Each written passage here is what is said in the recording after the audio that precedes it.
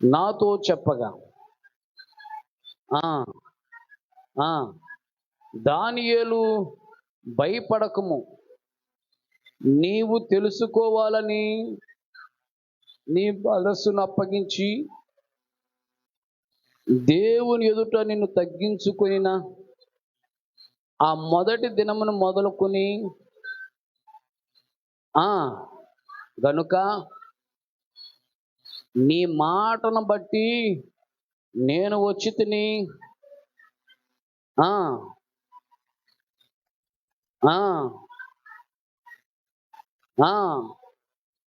నేను నిలుచుచుండగా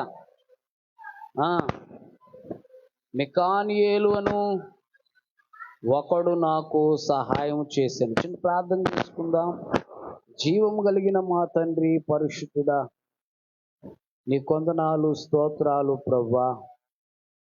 ఈ సమయంలో నీ వాక్య గ్రంథములో నుంచి నీ మాటలు వినడానికి మమ్మలను బలపరిచి నీ నామములో ప్రభా మాలో నీ మాటలు నింపి నీ కార్యాలు మా పట్ల జరిగించమని అడుగుతున్నాను. వినడానికి ఆసక్తిని నిలబడువున నన్ను నీ నోటి బోరగాను వాడుకొనమని యేసు నామములో అడుగుచున్నాను తండ్రి, ఆమేన్. తెలివిని గలిగించు నన్ను దివ్యగా వెలిగించు, తెలివిని గలిగించు నన్ను దివ్యగా వెలిగించు, నీ కలిగిన భాగ్యములన్నిటిని నా కంటికి చూపించు, నీ కలిగిన భాగ్యములన్నిటిని నా కంటికి చూపించు. నన్ను భక్తులను ఏనాడును కృపతోను, నన్ను భక్తులను ఏనాడును కృపతోను ఇలా మాన్నించుము మా పాపరాసులను మాపివేయు దేవా, నిలమానించుము మా పాపరాసులను మాపివేయు దేవా. దేవుని నామమునకు మహిమ కలుగును గాక. ప్రియబిడ్డలారా, దేవుని యొక్క వాక్య గ్రంథములో దేవుని మాటలు ధ్యానించుచున్న మనము దేవాతి దేవుడు తన బిడ్డలైన వారికి అనేకమైన నూతనమైన విషయాలు ఆయన బయలుపరిచే దేవుడై ఉన్నాడు. ఆయన యందు మనము నిరీక్షణ కలిగిన వారమై ఉన్నప్పుడు ప్రియబిడ్డలారా, రహస్యాలను కూడా దేవుడు బయలుపరచడానికి ఆయన సంసిద్ధుడై ఉన్నాడు. ఆయన నామమున ఎవరు ప్రార్థన చేసి ఏది అడుగుతారో, ఆయన నామమున ఏది అడిగితే అది ఖచ్చితంగా బయలుపరిచి చూపించడానికి ఆయన సమర్థుడైన దేవుడు. దేవునికి స్తోత్రం. గనుక అలాంటి దేవాతి దేవునిని ఆరాధన చేయుచున్న మనము ప్రియబిడ్డలారా, ఈ ఉదయకాలంలో ప్రతి మనుషుడు ఏమనుకుంటాడు అంటే, ఏదో ఒక కొత్త విషయాన్ని నేను తెలుసుకోవాలి, ఏదో ఒక కొత్త విషయాన్ని తెలవగానే అనేకులకు నేనే మొదట చెప్పాలి అనుకుంటాడు. మీకన్నా మీకు ఎవరికైనా ఒక విషయం తెలిసిందనుకోండి, ఏం చేస్తారు? అలాగ ఉండరు. ఎవరికి చెప్పాలా ఎవరికి చెప్పాలా ఎవరికి చెప్పాలా అని చూస్తారు కదండి. ఎవరికి తెలియని విషయం అయితే అది అందరికీ చాటింపు వేసుకుంటూ వెళ్ళిపోతారు, ఒకరి తర్వాత ఒకరికి అడిగినా అడగకపోయినా. ఆ విషయాన్ని ప్రతి ఒక్కరికి తెలియచేసుకుంటూ వెళతారు. అలాగే ప్రియుల లోకంలో ప్రతి మానవునికి ఒక కొత్త విషయాన్ని కనిపెట్టాలి అనుకుంటారు. స్త్రీలైతే ఒక కొత్త వంట వండాలి అనుకుంటారేమో కదండి. కొత్త విషయాన్ని తెలుసుకోవాలి అనే మనసు కలిగిన వారు అనేక మంది ఉంటారు. 1961వ సంవత్సరంలో రష్యా దేశానికి చెందిన ఒక శాస్త్రవేత్త యూరి గగారిన్ అనే ఒక ఆయన చంద్రమండలంలోనికి వెళ్ళి రహస్యాలు ఏమిటో తెలుసుకోవాలి అనుకున్నాడంట. ఆయన అలా అనుకోవడానికి గల కారణం ఏంటి అంటే, నాకున్న జ్ఞానము మరి ఎవరికి లేదు, నా జ్ఞానముతో కొత్త విషయాలు తెలుసుకుని భూలోకములో ఉన్న ప్రజలందరికీ నేను తెలియచేయాలి అనుకున్నాడు. అనుకుని ఆయన ఒక ర్యాకెట్ ఇవన్నీ ప్రారంభించి ప్రయాణం చేస్తూ ఉంటే, ఇంకా కొంత సమయంలో చంద్రమండలానికి వెళ్తామనగా ప్రియులారా ఆ ర్యాకెట్ క్రాష్ అయి పేలిపోయింది. దాంట్లో ఉన్న ఈ శాస్త్రవేత్త చనిపోయాడు. ప్రియుడు కొంతకాలానికి మరి ఒక వ్యక్తి నీల్ ఆర్మ్స్ట్రాంగ్ అనే వ్యక్తి 1969వ సంవత్సరంలో ప్రియులరా ఆయన మరి ఒక ప్రయోగం చేశాడు. ఒక బృందాన్ని వేసుకుని కొన్ని దినాలు ప్రార్థించి, నాకున్న జ్ఞానము కానీ నాకున్న తెలివి కానీ దేనికి పనికిరాదయ్యా, నీ జ్ఞానమే నాకు కావాలి అని దేవుని సన్నిధిలో ప్రార్థించి అనేక మందితో ప్రార్థన చేయించి ఆయన ప్రయాణం చేశాడు. ప్రియులరా ఆయన ప్రయాణం చేసి దేవుని నామమును బట్టి దేవుని జ్ఞానాన్ని బట్టి ఆయన చంద్రమండలంలోనికి వెళ్ళాడు. దేవునికి స్తోత్రం. ప్రియులరా ఆయన మొట్టమొదట అడుగు పెట్టంగానే ప్రియులరా హల్లెలూయా అన్నాడంట.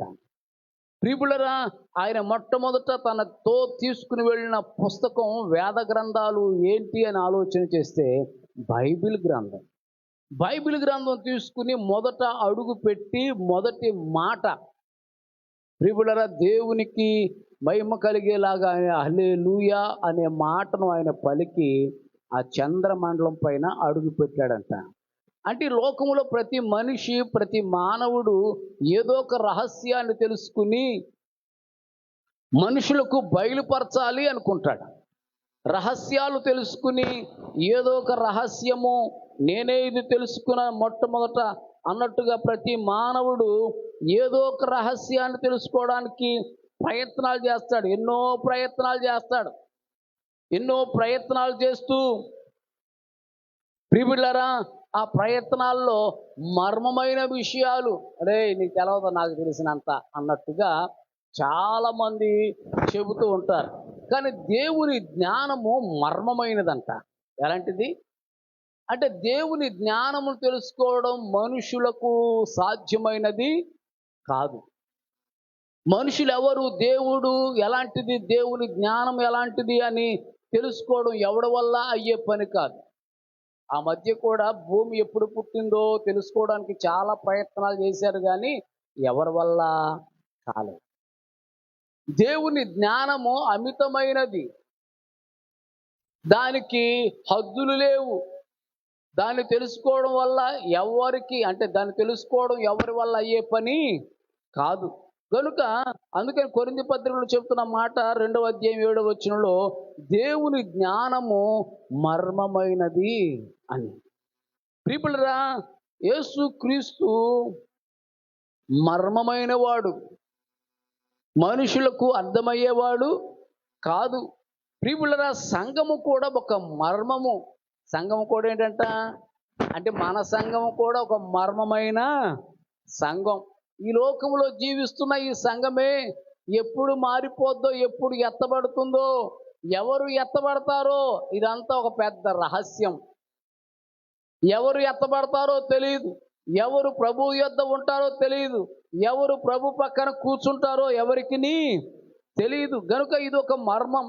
గనుక దైవభక్తుని గురించిన మర్మము అంటే దేవుని గురించిన మర్మము బైబిల్ గ్రంథములో అనేకమైనవి ఉన్నాయి. అందుకని పరలోకము కూడా ఏంటి అంట ఒక మర్మమై ఉన్నది. పరలోకము కూడా ఒక మర్మము ప్రియులరా, పరలోకం ఒక మర్మము ప్రియులరా, పునరుద్ధానం ఒక మర్మము. అలాగే ఈరోజు మనము దేవుని బిడలుగా ఉన్న మనము మర్మమై ఉన్నాం. కానీ దేవుడు ఏమంటున్నాడంటే మర్మమైన విషయాలు కూడా తన బిడ్డలైన వారికి ఆయన ఏం చేస్తాడు? బయలుపరుస్తాడు. దేవునికి స్తోత్రం. దానియేలు గ్రంథంలోనే మనం చూస్తే, దానియేలు గ్రంథం 2వ అధ్యాయం 28వ వచనంలో చూస్తే, అయితే మర్మములను బయలుపరచగల దేవుడొకడు పరలోకమందున్నాడు. అంత్య దినముల యందు కలగబోవు దానిని ఆయన రాజుకు నెబుకద్నెజరుకు తెలియపరచెను. దేవునికి స్తోత్రం. మర్మములను తెలియచేయగలిగిన వాడు పరలోకములో ఎవడున్నాడు?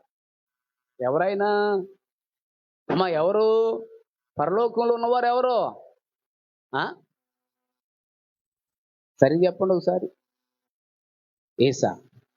ఏమంటున్నారు? నేను అంటాను, మన తండ్రి. ఎవరైనా పరలోకమందున్న పరలోకంలో ఇప్పుడు ఎవరున్నారు? మన తండ్రి ఉన్నాడు. తండ్రి తన బిడలైన వారికి రహస్యాలన్నీ తెలియపరుస్తాడు. దేవునికి స్తోత్రం. నెబుకద్నెజరుకు కల వచ్చింది, కానీ కలభావం ఏంటో ఆయనకి తెలియలేదు. నెబుకద్నెజరుకు దేవుడు తెలియజేయాలనుకున్న విషయాన్ని ఆయన బయలుపరిచాడు, కానీ నెబుకద్నెజరుకు అదేమిటో తెలియలేదు. కనుకే దేవుని యొక్క వాక్యాన్ని ఉంచున్న వారులారా, మరలా దానియేలుకు దాని విషయం, అయ్యా జ్యోతిష్కులు, ఇక్కడున్న పండితోత్మలు, ఇక్కడున్న అనేక మంది మంత్రగాళ్ళు ఉన్నారు, వారికి ఎవరికి తెలియని విషయం నీకు ఎలా తెలిసింది అంటే, దానియేలు అంటాడు, మర్మములను బయలుపరచగలిగిన ఒకడు పరలోకంలో మా తండ్రి ఉన్నాడు. మా తండ్రి ఉన్నాడు. ఆయన ఎలాంటిదైనా బయలుపరుస్తాడు, ఎలాంటి సంగతులైనా బయలుపరుస్తాడు, ఎలాంటి విషయాలనైనా బయలుపరుస్తాడు కదండి. బయలుపరచడా? మర్మమైన దానిని తెలుసుకోవడానికి మనం ఏం చేయాలి? ప్రార్థించాలి. అమ్మ, ఏం చేయాలి? అయ్యా, ఇదేంటో నాకు తెలియట్లేదు, ఇదేదో వచ్చింది, కళ వచ్చిందో దర్శనం వచ్చిందో, దీని భావం ఏంటో నాకు తెలియట్లేదు అంటే నువ్వేం చేయాలి? ప్రార్థన చేయాలి. ప్రార్థన చేసి దేవుని సన్నిధిలో మోకరించి నువ్వు అడిగితే దేవుడు ప్రతి విషయాన్ని మనకు బయలుపరుస్తాడు. దేవునికి మహిమ కలుగును గాక. అందుకని ఈరోజు దేవుని యొక్క వాక్యాన్ని ఉంచున్న వారులారా, దేవుడు తన బిడ్డలైన వారికి మర్మములను బయలుపరిచే దేవుడు. ఆయన ప్రతి విషయాన్ని ఆయన బయలుపరచడానికి సమర్థుడైన దేవుడు ఆయన. యెషయా గ్రంథం 48వ అధ్యాయము 6వ వచనాన్ని చదువుదాం.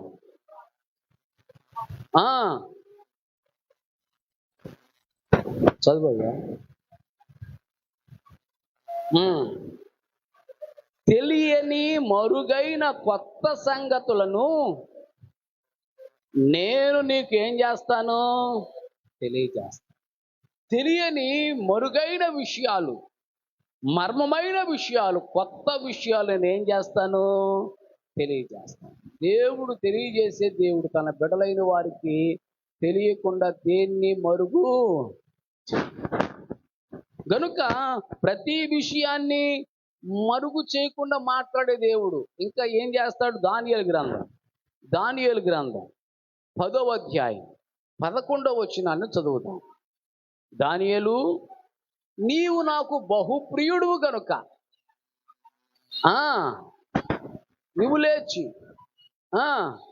దానియేలుకు ఈ రహస్యాలు బయలుపరచడానికి గల కారణం ఏంటి అని ఆలోచన చేస్తే, దానియేలు దేవునికి ఎలాంటి వాడంట? ప్రియమైన వారికి దేవుడు రహస్యాల్ని తెలియచేస్తాడు. దాచిపెట్టేవాడు ఎక్కడన్నా దాచేస్తారు, కానీ ప్రియమైన వారికి తెలియకుండా ఏది ప్రతి విషయాన్ని దేవుడు బయలుపరుస్తాడు. ప్రతి సంగతిని ఆయన బయలుపరుస్తాడు తన ప్రియమైన వారికి, తన ప్రియమైన సంఘానికి, తన ప్రియమైన భక్తులకు, తన ప్రియమైన వారికి దేవుడు ప్రతి విషయాన్ని బయలుపరచడానికి ఆయన సంసిద్ధుడై ఉన్నాడు. అందుకని దేవునికి మనం ఎలా ఉండాలి అమ్మ? ఎలా ఉండాలి? ప్రియమైన వారముగా ఉండాలి. ప్రియమైన వారముగా ఉంటే బైబిల్లో ఉన్న రహస్యాలు నీకు బయలుపరుస్తాడు. బైబిల్లో ఉన్న రహస్యమైన సంగతులను మీకు తేటపరుస్తాడు. ప్రియమైన దైవ భక్తి కలిగిన వారముగా ఉన్నప్పుడు దేవుడు సమస్త విషయాలను మరుగు చేయక ఆయన బోధించే దేవుడు. అందుకనే ఎవరికి సంగతులు ఆయన బయలుపరుస్తాడు అని బైబిల్ గ్రంథాన్ని బట్టి మనం చూస్తే, పరిశుద్ధ గ్రంథం చెబుతున్న మాట ఏంటి అని ఆలోచన చేస్తే, ప్రియబిళ్ళారా, ఆయన తన భక్తులు లేక తన సేవకునికి ఈ విషయాలు బయలుపరుస్తాడంట. ఆమోసు గ్రంథం 3వ అధ్యాయం తన సేవకులైన 7వ వచనం. తన సేవకులైన ప్రవక్తలకు తన సేవకులైన ప్రవక్తలకు తాను సంకల్పించిన దానిని ఆయన సంకల్పించిన దానిని బయలుపరచకుండా ప్రభువైన యెహోవా ఏమీయూ చేయడు. వారికి తెలియకుండా ఏమీ. తన భక్తులైన వారికి సమస్త విషయాలను బయలుపరిచేవాడు దేవుడు. తన సేవకులైన వారికి ప్రతి విషయాన్ని బయలుపరిచేవాడు దేవుడు. ఆయన బయలుపరచకుండా ఉండడు. నేను ఒకరి దగ్గరికి వెళితే వారు మాట్లాడుతా అంటున్నారు, అయ్యి బాబాయ్ అయ్యగారు, మీకు దేవుడు అన్నీ బయలుపరుస్తాడు కదండి, మాలో ఆలోచన, మా ముఖం చూడంగానే మేము ఎలాగున్నామో మీరు చెప్తారు కదండి అంటున్నారు. నిజమే. తన బిడ్డలైన వారికి దేవుడు ప్రతి విషయాన్ని ఏం చేస్తాడు అంటే బయలుపరుస్తాడు. ఏది మరుగు చేయడంట. అనాది కాలంలో 6వ అధ్యాయము ఆది కాండంలో మనం చూస్తే, భూలోకములో ఉన్న మనుషులందరూ 6వ వచనం, 5వ వచనం, 6వ వచనాలు మనం చూస్తే, యెహోవా సంతాపపడెను. ఎందుకనంటే వారి హృదయాలు కేవలం చెడ్డవి అయిపోయినాయంట. అందరూ చెడిపోయిన మానవులుగా ఉన్నారంట. అందుకని దేవుడు ఏం చేయాలనుకున్నాడు? భూమి మీద ఉన్న మనుషులందరినీ నాశనం చేసేయాలనుకున్నాడు. అనుకున్నప్పుడు ఎవరైనా మంచివారు ఉన్నారా అని చూస్తే నోవాహు ఒకడు. ఎలాగున్నాడంట? నీతిమంతుడిగా ఉన్నాడు. నీతి అంటే ఆనాటి కాలం దౌర్జన్యంతో ఉన్న ఆ మనుషుల మధ్య, దొంగలుగా దోచుకునేవారుగా ఉన్న ఆ మనుషుల మధ్యలో ఉన్నప్పటికీ, ప్రియులారా, అలాంటి మనుషుల మధ్యలో జీవిస్తున్నప్పటికీ అతడు ఆ నీచమైనది తన హృదయంలోనికి తెచ్చుకోలేదు. నేను కూడా దౌర్జన్యం చేసి ఇతరుల మీద పడి వారి యొద్ద ఉన్నది సంపాదించుకోవాలనుకోలేదు. లేక ఎవరైనా చూడండి, లోకములో ఉన్నవారు సరిహద్దులు మార్చేస్తారు. చాలా సందర్భాల్లో ఇతర వారి పనిముట్లు దాచుకుంటారు. చాలా సందర్భాల్లో ఇతరి సొమ్ము ఏదైనా ఉంటే దాన్ని ఆక్రమించుకుంటారు. ఏదైనా మనకు దారిలో దొరికితే అది తీసుకొచ్చి ఇచ్చేవారు ఎవరు? చాలా తక్కువ మందే ఉంటారా? ఎక్కువ మంది ఉంటారా? అసలు ఉంటారో ఉండరో నూటికొకడో. ఒకసారి నేను ఏలూరు నుంచి వస్తున్నాను, నా పర్స్ పడిపోయింది. బండి మీద మాట వచ్చేది, పర్స్ పడిపోయింది. ఇంచుమించు దాంట్లో 20,000 రూపాయలు దాకా ఉంటాయి. అది బండి మీద అక్కుదిప్పుడికి మన రోడ్లు ఇది వరకు బాగుండేవి కాదు. తిమ్మారుగూడెం దాటంగానే పడిపోయింది. నేను గొల్లాడుకుంటూ దాటిన తర్వాత చూసుకుంటే నా పర్స్ లేదు. ఓ నాయన, ఏంటి దాంట్లో డబ్బులు ఉన్నాయి, కార్డ్స్ ఉన్నాయి, అన్నీ దాంట్లోనే ఉన్నాయి. ఎలాగా దొరుకుతుందంటవా? డబ్బులు ఉన్నాయి కదా, ఇస్తారా ఎవరా అనుకుంటా మనసులో ప్రార్థన చేసుకుంటే వెనక్కి వెళ్ళాను. ఒక ఆయన ఎదురుగా వస్తున్నాడు. ఆయన, ప్రియులారా పాస్టర్ గారు ఆగండి అన్నాడు. అంటే నేను ఎవరికి తెలుసు. ఆగండి అంటే ఆగాను. ఆయన దగ్గర ఇది ఉందనుకుంటా.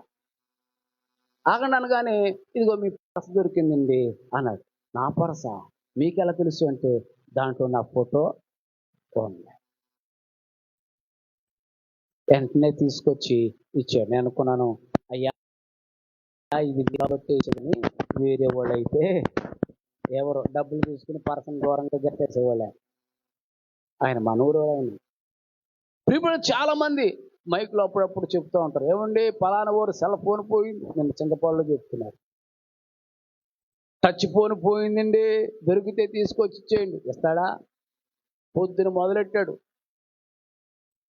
రాత్రి దాకా చెప్తానే ఉన్నాడు. రాత్రి దాకా ఇవ్వలేదంటే ఇస్తాడా? ప్రియులారా, ఈ రోజుల్లో అలాంటి వారు ఏదైనా తమతో దాచుకోవడానికే ప్రయత్నం చేసేవారు ఉన్నారని, దోచుకునేవారుగానే ఉన్నారు. కానీ దేవుని యందు యథార్థ హృదయము కలిగిన వారు ఈ లోకములో ఎంతమంది ఉన్నారు? దేవుడు ఎవరి అయినా అంటే నోవాహు దినాల్లో చూస్తే అలాంటి దోచుకునేవారే, బలవంతంగా దోచుకునేవారు ఉన్నారంట. అలాంటి టైంలో నోవాహును దేవుడు, నోవాహు, ఈ భూమి మీద ఉన్న మనుషుల్లో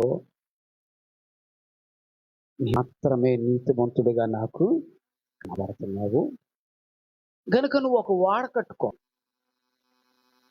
ఇది 3 అంతస్తు వాడ. ఒక పెద్ద వాడలో దేవుడు చెప్పాడు లెక్క, ఈ పెద్ద వాడను కట్టు, నీవు నీ ఇంటి వారు ఆ వాళ్ళలోనికి వెళ్ళండి. ఆ వాళ్ళు మీరుంటే జలప్రళయం వస్తుంది. ఈ భూమి మీద ఉన్న సమస్త సృష్టి, మనుషులు, జలచరములు, సమస్తాన్ని, ఆకాశ పక్షులు, మృగాల్ని, సమస్తాన్ని నేను చేయబోతున్నాను, నాశనం చేయబోతున్నాను అని తెలియపరిచిన వాడెవరు? దేవుడే. మిగిలిన వారికి చెప్పాడు ఈ మాట? చెప్పడం. చెప్పిన వాళ్ళకి అర్థం అవ్వదు. సరే అని నోవాహువే కాకుండా తన బిడ్డలకు చెప్పాడు, నాన్న దేవుడు కనబడేలా చెప్పాడు, వాడ కట్టమన్నాడు రా, మరి మనం వాడ కట్టుకుందాం రండి అని ఒక కొండ మీద వాడ కట్టడం మొదలెట్టారు. కొడుకులు అనాలి, నాన్న నీ వయసు 120 సంవత్సరాలు వచ్చేసి నీ మతి పోయినట్టుంది, ఇంత కొండ పైన వాడ కడితే నీళ్ళు ఎక్కడికి వస్తాయి, ఈ వాడ ఎక్కడికి వెళ్తుంది, లేదా పడవ ఎక్కడికి వెళ్తుంది అనాలి. అనలా? అన్నారా? కుమారులు అన్నారా? లేకపోతే ఏమయ్యో మీ నాన్నకి మతిపోయింది, వాడు అంటున్నాడు, అది అంటున్నాడు, ఇది అంటున్నాడు అని కోడలు ఏమని అన్నారా? అనలా. పోనీ భార్య అందా? అనలా. ఈ రోజున తండ్రి మాట వినే బిడ్డలు ఎంతమంది అమ్మా? తండ్రి మాట వినే బిడ్డలు ఎంతమంది? నోవాహు మాట విన్న బిడ్డలే, నోవాహు మాట విన్న బిడ్డలే నోవాహుతో జలప్రళయములు నశించిపోకుండా రక్షించబడ్డారు. మీరు మీ తల్లిదండ్రుల మాట వినాలి. మీరు మీ ఆత్మీయ తండ్రి తల్లిదండ్రుల మాట వినాలి. లోకములో తల్లిదండ్రుల మాట వినాలి, ఆత్మీయ తల్లిదండ్రుల మాట వినాలి, పరలోకములో ఉన్న తండ్రి మాట వినాలి. 3 తండ్రులు ఉన్నారు మనకు. తండ్రి మాట వినాలి, జవదాటకూడదు. అందుకని అంటారు, తల్లిదండ్రుల మీద దయలేని పుత్రుడు. నువ్వు దీర్ఘాయుష్మంతుడు అవ్వాలి అంటే నీ తండ్రిని తల్లిని సన్మానం. తల్లిదండ్రులను బాగా చూసుకోవాలి, తల్లిదండ్రుల మాట జాగ్రత్తగా వినాలి. దేవుడు నోవాహుకు బయలుపరిచిన రహస్యం తన బిడ్డలకు చెప్పినప్పుడు తన బిడ్డలే కాకుండా లోకములో ఉన్న వారికి కూడా చెప్పారు. బలాత్కారం చేసేవారికి చెప్పాడు. 120 సంవత్సరాలు ఆ ఊరు వెళ్ళి ప్రపంచంలో ఉన్న ప్రతి మానవునికి చెప్పాడు, అయ్యా జలప్రళయం వచ్చేస్తుంది, అంతవరకు సరైన వర్షమే లేదు, తెలియదు వరకు వర్షాన్ని గురించి. అలాంటిది వర్షం వచ్చి మునిగిపోతామా? నీకేం పిచ్చెట్టిందా? కారణం చేశారు. ఎవరు వినలా? ఈ రోజున దేవుని మాట ఎవరు వినట్లా? దేవునికి లోబడట్లేదు. వింటున్నాము అన్నట్టుగానే ఉంటున్నారు, కానీ లోతు భార్య వలె ఉప్పు స్తంభాలుగా మారిపోతున్నారు. దేవుని మాట విన్నాము అన్నట్టుగానే ఉంటున్నారు, కానీ ప్రియమైన దేవునికి దూరం అయిపోతున్నారు. దేవుని యొక్క వాక్యాన్ని వినుచున్న వారులారా గమనించండి, దేవునికి లోబడకపోతే, దేవుని మాట వినకపోతే నిశ్చయముగా మనము ఖడ్గము పాలవుతాం. ఆయన మాట ఉంటే మనకు ఆశీర్వాదం, ఆయన మాట వినకపోతే మనకు శాపమే. ఆయన మాట మనం వినాలి, మనకిష్టం వచ్చినట్టు ప్రవర్తించకూడదు. ఆయన మాటకు మనం లోబడాలి. అప్పుడే దైవ రహస్యాలు దేవుడు మనకు బయలుపరుస్తాడు. దేవునికి స్తోత్రం. భూమి యొక్క మంచి పదార్థాలు నీవు అనుభవిస్తావు. యెషయా గ్రంథంలో 1వ అధ్యాయం 19వ వచనంలో చెప్పినట్టు,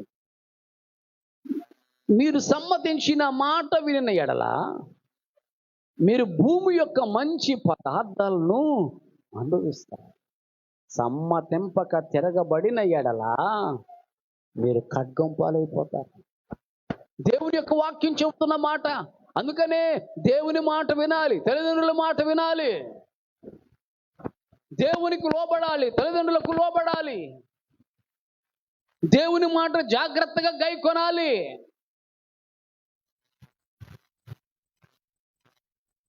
తన సేవకుడైన నోవాహుకు దేవుడు బయలుపరిచాడు. సొదొమ గొమొర్రా పట్టణాన్ని కూడా నాశనం చేసేటప్పుడు దేవుడు అబ్రహాముకు బయలుపరిచాడు. ఎవరు చెప్పాడు ముందు? అబ్రహాము చెప్పాడు 18వ అధ్యాయంలో. ప్రియలారా, ఆ 18వ అధ్యాయంలో దేవుడు సొదొమ గొమొర్రా పట్టణాన్ని నాశనం చేసే విషయాన్ని ఆయన బయలుపరిచిన సంగతిని మనం చూస్తున్నాం. అబ్రహాము విజ్ఞాపన ప్రార్థన చేశాడంట. ఏ ప్రార్థన? అయ్యా, ఆ పట్టణంలో 50 మంది ఉంటే ఆ పట్టణాన్ని నువ్వు నాశనం చేస్తావా? మీకు ఏదైనా కల వచ్చిందనుకోండి, మీకు దేవుడు కూడా బయలుపరుస్తాడు. బయలుపరిచినప్పుడు దేవుడు ఏదైనా కొత్త సంగతి మీకు బయలుపరిచినప్పుడు, అమ్మో ఇలాగ వచ్చిందే అని ఎదటోళ్ళు చెప్పే కంటే ముందు నువ్వేం చేయాలి? అబ్రహాము ఎవరు అంటే దేవుని స్నేహితుడు. నా స్నేహితుడైన అబ్రహామా? స్నేహితులంటే ఒకే ఉంటారు, స్నేహితులంటే ఒకేలాగా ఉంటారు. మీలో కూడా చాలా మంది స్నేహితులు ఉంటారు, ఒకే చీర కట్టుకుంటారు, ఒకేలాగా ఉంటారు, ఒకేలాగా ప్రవర్తించడానికి ప్రయత్నాలు చేస్తారు. ఫోన్ చేసుకుని ఒకరికొకరు, నేను ఈరోజు ఈ బట్టలు వేసుకుంటున్నాను, నువ్వు ఇవే వేసుకో అని చెప్పుకుంటూ ఉంటారు కదండి. ఒకేలాగా ఉండడానికి, ఒకే రీతిగా నడవడానికి, ఒకే రీతిగా మాట్లాడడానికి ప్రయత్నం చేస్తారు. ఇప్పుడు అబ్రహాము నా స్నేహితుడు అంటే, దేవుడు అబ్రహాముకు స్నేహితుడు అంటే అబ్రహాముని ఏమారంతవా చేయలే. దేవుడు మనతో కూడా చెప్పే మాట ఏంటంటే, మీరు ఇక దాసులు కాదు కానీ మీరు నాకు స్నేహితులు. ఆయన స్నేహితులండి, ఆయన మన స్నేహితుడు. దేవునికి స్తోత్రం. మంచి స్నేహితుడు, మంచి స్నేహితుడే దేవుడు మనకు ప్రతి విషయాన్ని బయలుపరుస్తాడు. స్నేహితుల మధ్యలో దాపడాలు ఉంటాయా? ఇంట్లో వారికి తెలియదేమో కానీ స్నేహితులకు మాత్రం తెలియకుండా ఏ విషయం ఉండదు. ఒకరికొకరు ప్రతి వారు ఇంట్లో చెప్పలేకపోయినా తన స్నేహితులకు చెప్పుకుంటారు బాధ అంతా. రహస్యాలన్నీ స్నేహితులు తెలుస్తాయి. నువ్వు ఎలాంటి వాడో చెప్పు, నీ స్నేహితుని గురించి చెప్పొచ్చు అంటారు కొంతమంది పెద్దలు. ప్రియులారా, గనుక స్నేహితుడైన అబ్రహాముకు సొదొమ గుమ్మర పట్టణాన్ని నాశనాన్ని గురించి ఆయన తెలియజేశారు.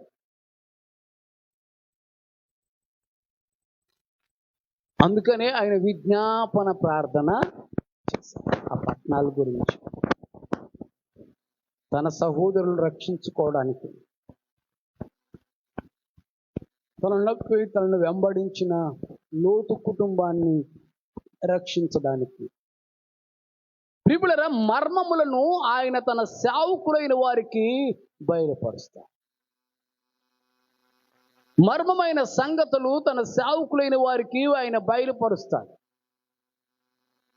గనుక ఆయన బిడ్డలుగా ఉన్న మనము ఆయన దాసుల వలె, ఆయన ప్రవక్తల వలె ఉండడానికి, ప్రియులారా, మర్మమైన విషయాలు గ్రహించడానికి మనం సంసిద్ధులమై ఉండాలి అని ప్రభు నామమును బట్టి నేను మనవి చేస్తూ ఉన్నాను. యోహాను సువార్త 15వ అధ్యాయము 15వ వచనంలో చూస్తే,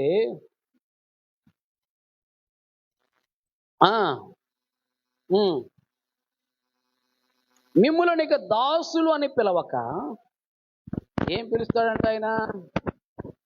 దాసులుగా కాదు, మనందరిని దేవుడంట స్నేహితులుగా పిలుస్తాడంట.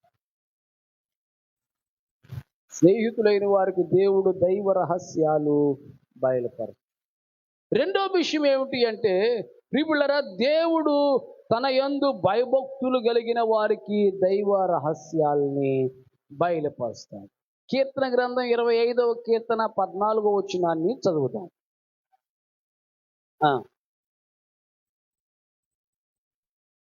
ప్రియులారా, యెహోవా మర్మము తన యందు భయభక్తులు గల వారికి దేవుడు ఏం చేస్తాడంట? తెలియజేస్తాడు. మర్మము తెలుసుకోవాలంటే ఆయన యందు ఎలాగుండాలి? అయ్యా అయ్యా అయ్యా ఇటు చూడండి. మర్మములు తెలియాలి అంటే దేవుని యందు భయభక్తులు, భయము లేని కోడంట బజార్లో తిరుగుతుందంట. చాలా మందికి దైవ భక్తి ఉండదు. భక్తి ఉంటే భయం ఉండదు, భయం ఉంటే భక్తి ఉండదు. మరి అలాంటప్పుడు దేవుడు నీతో ఎలా మాట్లాడతాడు? అమ్మా మీతో ఎలా మాట్లాడతాడు? రెండు ఉండాలి. అమ్మా ఎలా ఉండాలి? మనకు మన రెండు కాళ్ళకు రెండు చెప్పులు ఉండాలి. ఓ చెప్పు ఉంటే సరిపోద్దా? ఆ కాలు కూసేపు ఈ కాలు కూసేపు వేసుకుంటా బాగుంటుందా? బాగోదు. ప్రియులారా, అలాగే మనిషికి ఎలాగైతే రెండు అవసరమో, దేవుని యందు భయభక్తులు అనేవి ప్రతివానికి కూడా అవసరం. దేవుడంటే భయం ఉండాలి, భక్తి ఉండాలి. అలాగున్న వారికి దేవుడు ఏం చేస్తాడంట? మర్మములను తెలియపరుస్తాడు. సామెతల గ్రంథము 8వ అధ్యాయం 13వ వచనాన్ని చదువుతాం. యెహోవా యందు భయభక్తులు గల కలిగి ఉండుట ఏంటంట? భయభక్తులు కలిగి ఉండుట చెడుతనమును అసహ్యం. అంటే దేవుని యందు భయభక్తులు కలిగిన వాడు ఏం చేస్తాడంట? చెడుతనాన్ని అసహించుకుంటాడు. మనలో చెడుతనము లేకుండా, చెడ్డదేది లేకుండా ఉండాలి అంటే భయభక్తులు కలిగి ఉండాలి. అందుకనే దైవజనులు అంటారు, ప్రార్థన చేసేవాడు పాపం చేయడు, పాపం చేసేవాడు పాపం చేయడు. మనము చెడుతనాన్ని అసహించుకునే వారముగా ఉండాలి. దేవుని యందు భయభక్తులు కలిగిన వారు చెడుతనాన్ని అసహించుకునేవారుగా ఉండాలి. ఎవరైనా చెడ్డ పని చేస్తుంటే బాబు ఇది తప్పు, అమ్మా ఇది తప్పు అని చెప్పడానికైనా మనం సంసిద్ధులుగా ఉండాలి. ప్రియులారా, అలాంటి వారికి దేవుడు తన మర్మములను బయలుపరుస్తాడు.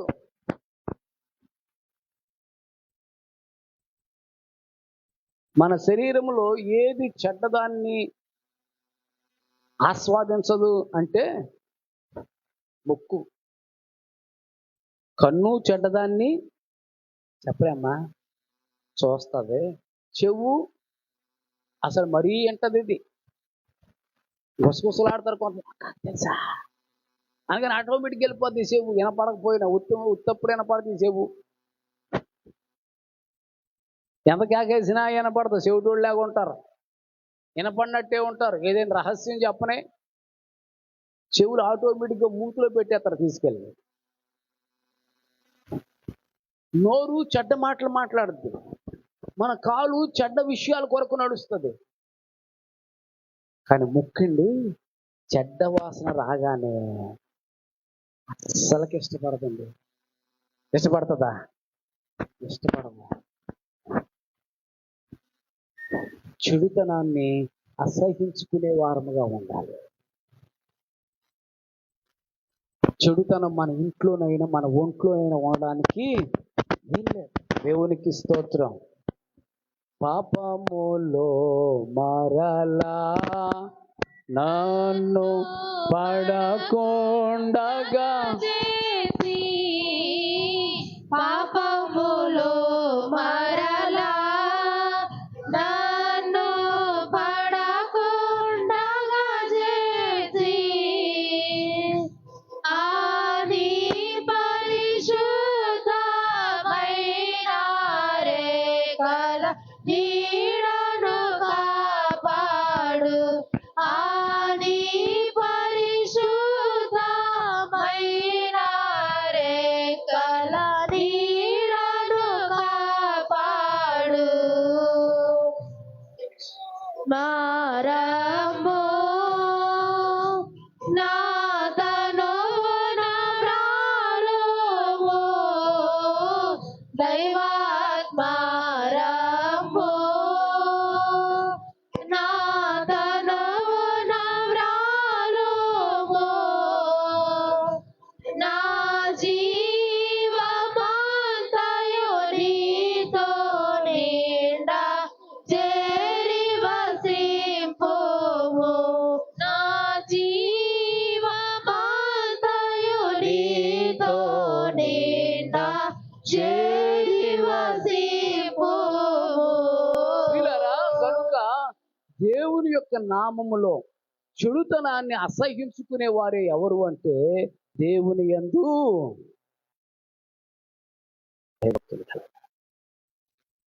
భయభక్తులు కలిగిన వారుగా ఉండాలి. కొర్నేలి అంట దేవుని యందు ఎలాగున్నారు? ఆ ఇంటి వారందరూ. అందుకని పరలోకంలో నుంచి ఎవరు వచ్చారు? నా భక్తుడైన యేబుని చూసావా?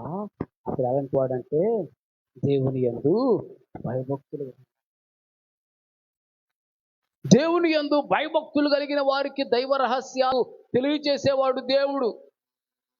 ప్రియులారా, సామెతల గ్రంథంలోని 28వ అధ్యాయము 14వ వచనంలో చూస్తే, నిత్యము భయము కలిగి ప్రవర్తించువాడు ధన్యుడు. ప్రియులారా, నిత్యము దేవుని యందు భయభక్తులు కలిగిన వాడు ఎలాంటి వాడు అంటే ధన్యుడు. అదే హృదయాన్ని కఠినపరుచుకునేవాడు ఎలాంటి వాడు? క్యూలో పడిపోతాడు. అంటే భయం లేనివాడు క్యూలోకి వెళ్ళిపోతాడంట. తెలుగు గలవాడు వెళ్ళి ఎవడో ఊళ్ళో పడ్డాడంట. భయభక్తులు కలిగిన వారు ధన్యులు. దేవుని యొక్క వాక్యం చెప్తుంది, ధన్యుడు అంటే ఆశీర్వదించబడిన వాడు అని అర్థం. దేవుని యొక్క ఆశీర్వాదాలు మన మీదకి రావాలి అంటే దేవుని యందు భయభక్తులు గల వారముగా ఉండాలి. భయభక్తులు కలిగిన వారు దేవునికి సమీపస్తులుగా ఉంటారు. ఆదివారం ఆరాధన మానరు, శుక్రవారం స్వస్థశాల మానరు, లేక ప్రత్యేక కోటాలు మానరు. ఎవరంటే భయం కలిగిన వాళ్ళు?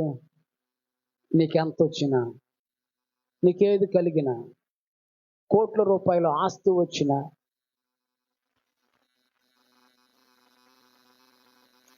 దేవుని యందు భయభక్తులు కలిగిన వారికి ఏ కొదువా ఉండదు.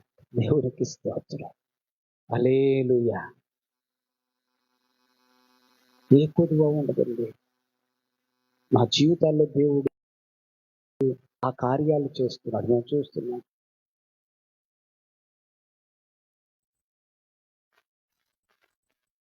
మన తైలాభిషేకానికి కావలసిన ధనం ఎలాగా అనుకుంటున్న సమయంలో ఒక ఆయన ఒక పెద్ద కానుకేశాడు.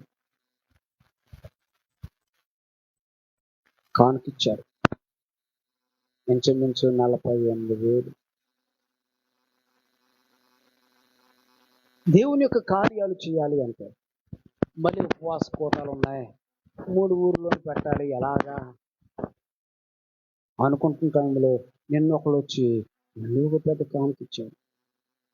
నిన్న ఒకరింటికి వచ్చి, ప్రియులారా, ఏ కొదువ ఉండదండి. తన యందు భయభక్తులు గల వారి కొరకు ఆయన దాచి ఉంచిన మేలు. భయభక్తులు కలిగి ఉండండి, అవి మీ కంటికి కనబడకుండానే గొప్ప కార్యాలు చేస్తాయి. హల్లెలూయా. మరుగైన విషయాలు బయలుపరుస్తాడు, మరుగైన ధనాన్ని నీ సొత్తుగా చేస్తాడు. ఆయనకు అసాధ్యమైనది ఏది? భయభక్తులతో ఉండాలి. ఏది ఏమైపోయినా, అంత పోయినా, ఏమి లేకపోయినా దేవుని యందు భయభక్తులు కలిగి ఉండాలి. ఆస్తి పోయినా, అంతస్తు పోయినా, నాదంటూ లోకాన ఏది లేదయ్యా, ఒకవేళ ఉందంటే నీవిచ్చినవేనయ్యా. నాదంటూ లోకాన ఏదీ లేదయ్యా, ఒకవేళ ఉందంటే నీవిచ్చినదే ప్రభువా. నీదే నీదే బ్రతుకంతా నీదే, నీదే నీదే బ్రతుకంతా నీదే. నాదంటూ లోకాన ఏదీ లేదయ్యా, ఒకవేళ ఉందంటే నీవిచ్చినదే ప్రభువా. దేవునికి స్తోత్రం. దేవుని యందు భయభక్తులు కలిగిన వారికి దేవుడు దైవ రహస్యాన్ని బయలుపరుస్తాడు. ఆదికాండం 41వ అధ్యాయము 25వ వచనాన్ని చూద్దాం.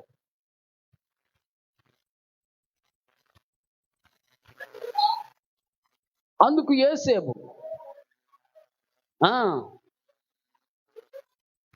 తాను చేయబోతున్నది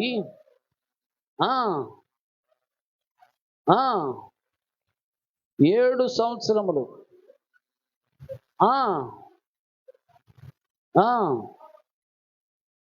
చదువు ప్రియులారా. అదే యోసేపు ఎలాంటి వాడు అంటే దేవుని యందు భయభక్తులు కలిగి, అందుకని దైవ రహస్యాన్ని ఆయన బయలుపరిచాడు. ఎన్ని శ్రమలు వచ్చినాయి యోసేపుకు కూడా. అనలైన వారు కొట్టి చంపేయాలనుకున్నారు, గోతులో పడేశారు, అమ్మేశారు. పొతీఫరు ఇంట్లోకి వెళ్ళాడు. పొతీఫరు ఇల్లు కూడా ఆశ్రయించబడింది, కానీ పొతీఫరు భార్య వలన కీడు కలిగింది. మళ్ళా చెరసాల్లో వేశారు. చెరసాల్లో వేసిన దేవుని యందు భయభక్తులు కలిగి ఉన్నాడు, ఎక్కడా విడిపోలేదు.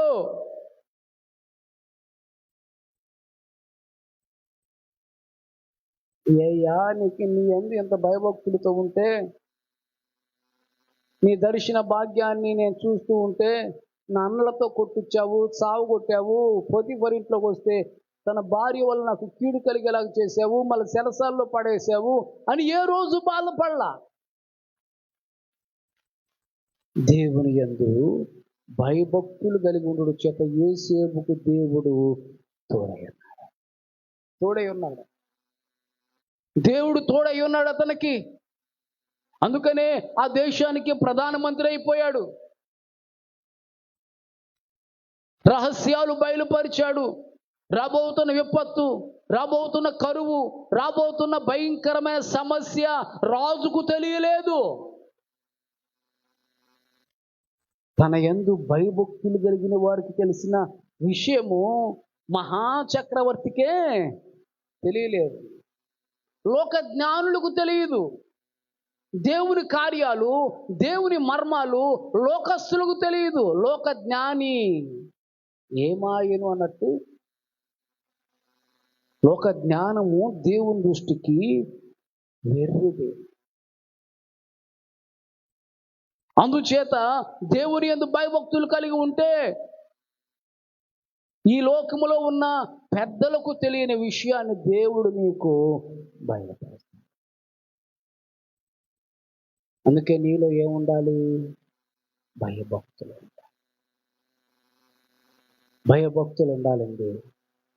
మనలో భయము, భక్తి, దేవుడంటే ఏదో చూస్తే భయం కాదు, ఎవరినో చూస్తే భయం కాదు.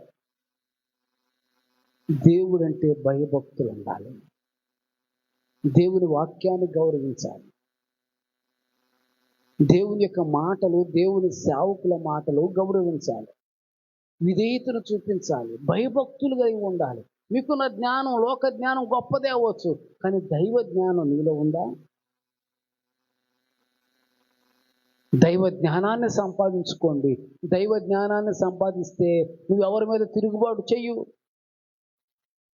దైవ జ్ఞానాన్ని సంపాదించుకుంటే నీలో ప్రియుల దైవ భయము కలిగి ఉంటే ఎవరి మీద ఎలాంటి మాటలను అనవు. ఎవరినైనా క్షమించేస్తావు. పోరాడే మనసు నీకు రాదు. ఎవరితోనైనా నువ్వు సాఫీగానే ఉంటావు. కనుక ఈరోజు దేవుని మాటలు వినుచున్న వారులారా, దేవుడు రహస్యాలు తన ప్రవక్తలైన వారికి తెలియచేస్తాడు. దేవుడు రహస్యాలు రెండోది భయభక్తులు కలిగిన వారికి తెలియచేస్తాడు. మూడోది దైవ రహస్యాలు తెలియచేసేది ఎవరికి అంటే ఇర్మియా గ్రంథం 33వ అధ్యాయం 3వ వచనాన్ని మనం చదివితే, నాకు మొర్రపెట్టుము, నేను నీకు ఉత్తరం ఇచ్చేదను, నీవు గ్రహింపలేని గొప్ప సంగతులను నేను నీకు, ఘోరమైన రహస్యమైన సంగతులను నీకు ప్రార్థన. మొర్రపెట్టడం అంటే ఏంటి? ప్రార్థన చేయాలి. దైవ సన్నిధిలో ప్రార్థన చేసేవారికి దేవుడు రహస్య సంగతులను బయలుపరుస్తాడు. ప్రార్థన అనుభవం మనకు రావాలి. ప్రార్థన లేని జీవితం కప్పులేనిటువంటిదంట. మన ఆహారం, మన శరీరానికి 3 పూట్ల ఆహారం అవసరము, లేకపోతే శరీరం బలహీనమైపోద్ది.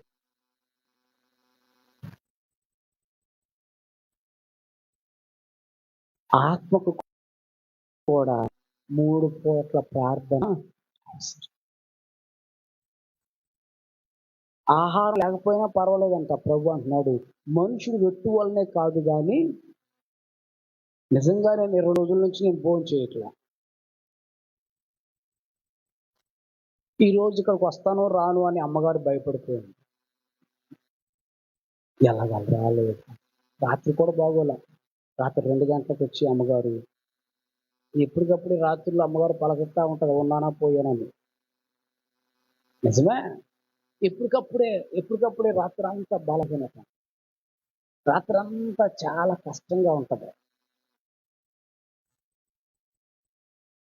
తెల్లారిన తర్వాత దేవుడు తన శక్తిని నాకు ఇస్తున్నాడు. దేవునికి స్తోత్రం. 2 రోజుల నుంచి భోజనం లేదు.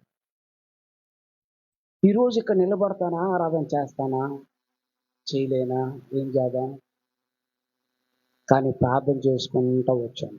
ఇంటికాడ బయలుదేరినప్పుడే, ప్రభా ఈరోజు నీ శక్తిని దయచేయి ప్రభా. ప్రార్థన అన్ని ఆయుధాల కంటే శక్తి కలిగిన ఆయుధం. దేవుడు తన యొక్క బలమైన శక్తితో మనల్ని నింపుతాడు. ప్రార్థన చేయాలి. ప్రార్థన చేస్తే ప్రార్థన వలన దేవుడు దైవ రహస్యాలు మనకేం చేస్తాడు? బయలు. దేవుడు తన యొక్క విషయాలు మనకు బయలుపరుస్తాడు. ప్రార్థనలో కూర్చుంటే దేవునికి పని పెట్టినట్టేనంట. ప్రార్థన మన గుండె చప్పుడులాగా ఉండాలంట. గుండె చప్పుడు ఆగితే మనిషి చచ్చిపోయినట్టే. ప్రతి విశ్వాస జీవితంలో ప్రార్థన ఆగితే విశ్వాసి జీవించుచున్నావన్న పేరే గాని ప్రార్థన లేని విశ్వాసి మృతులాంటి వారే. దేవుడు తన శక్తితో మనల్ని నింపుతాడు. ప్రార్థన వలన బలాన్ని ఇస్తాడు. అందుకని ప్రతి సంవత్సరం కష్టమైన ఇబ్బంది అయినా మన ప్రార్థనలు, శిలువ ధ్యానాలు అని, మోషే ప్రార్థనలని, ప్రత్యేక 10వ నెల మనోహరమైన పండగలు, ఉపవాసములని మనం ఏర్పాటు చేసుకుంటున్నాం.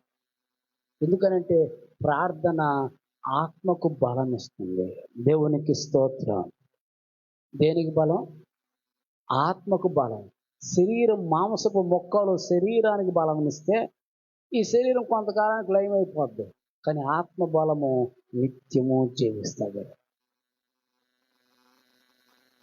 నిత్యము జీవిస్తూ ఉంటుంది. ఆత్మ బలము కలిగిన వారుగా, శరీర బలహీనమైన పర్వాలేదు, ఆత్మలో బలహీనం అవ్వకూడదు. దేవునికి స్తోత్రం. ఆత్మను ఎప్పటికప్పుడే మనం ఏం చేయాలి అంటే బలపరుచుకోవాలి. అయ్యా వింటున్నారా? అయ్యా వింటున్నారా?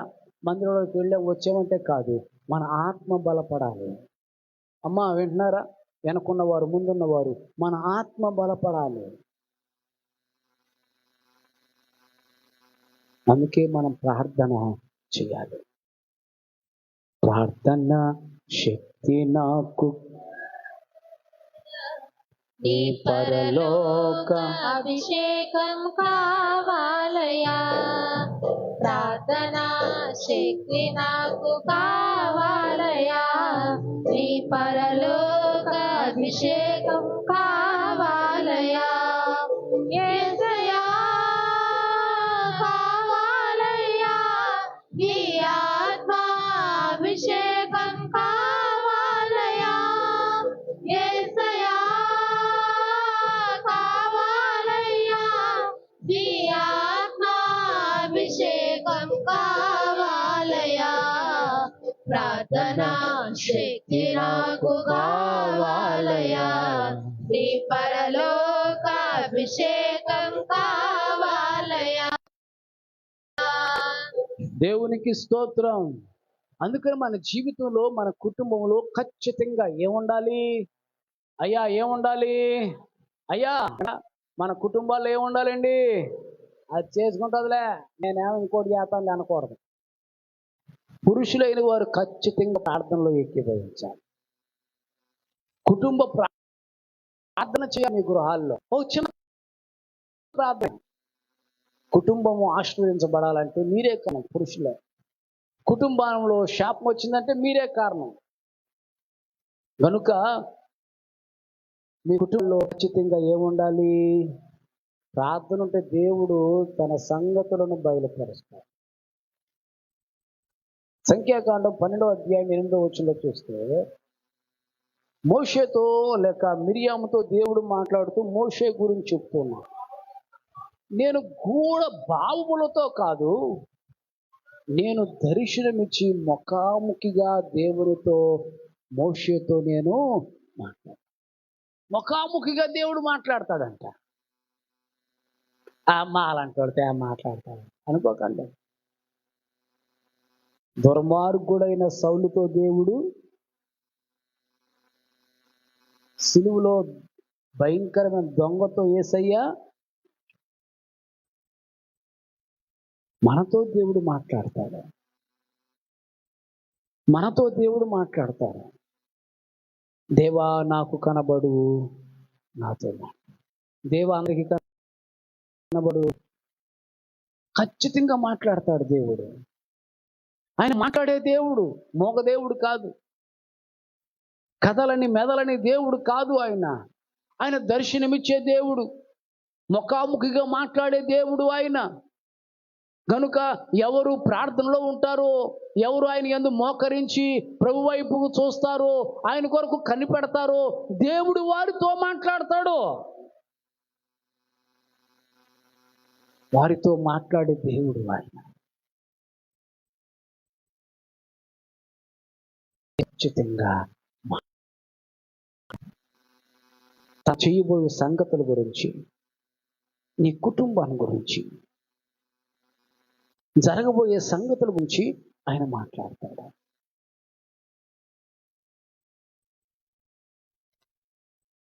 పద్మసు దీవులో ఉన్న యోహాను శరీరం అంతా కాలిపోయి కృంగిపోయి చేతులు కాళ్ళు పనిచేయని పరిస్థితుల్లో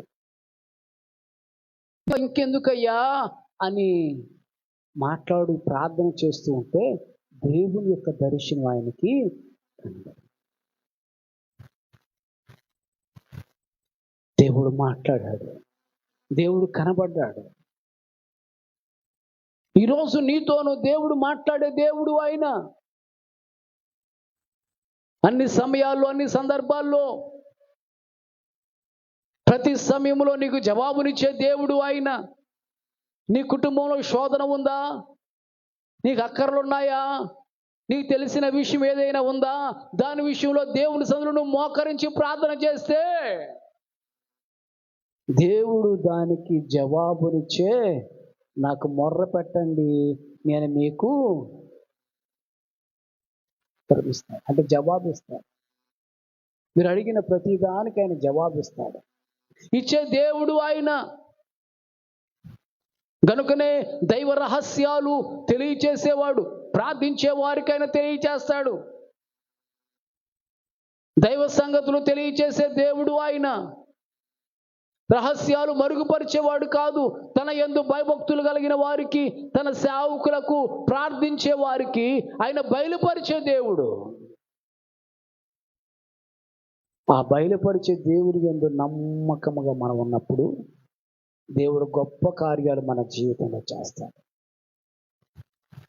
ప్రియులారా, అందుకని దేవా నాకును కొత్త విషయాలు తెలియచేయి, దేవా నాకును మర్మమైన విషయాలు, దేవా నా జీవితం, మా కుటుంబ జీవితం ఎలాగో ఏంటో మాకు తెలియచేయి ప్రభువా అంటే ఖచ్చితంగా ఆయన తెలియచేసే దేవుడు. అందుచేత ప్రతి ఒక్కరూ నమ్మకముగా ఉండి దైవ సన్నిధిలో ప్రార్థనా పరులుగా భయభక్తులు కలిగిన వారుగా ఉండి జీవించినప్పుడు దేవుడు ఖచ్చితంగా రహస్యమైన విషయాలు మనందరికీ బయలుపరుస్తాడు. అటు ధన్యత కృప దేవాది దేవుడు మన ఎల్లరికీ అనుగ్రహించును గాక. ప్రార్థన చేసుకుందాం. విజయరత్నంగా వచ్చి ప్రార్థన చేస్తారు.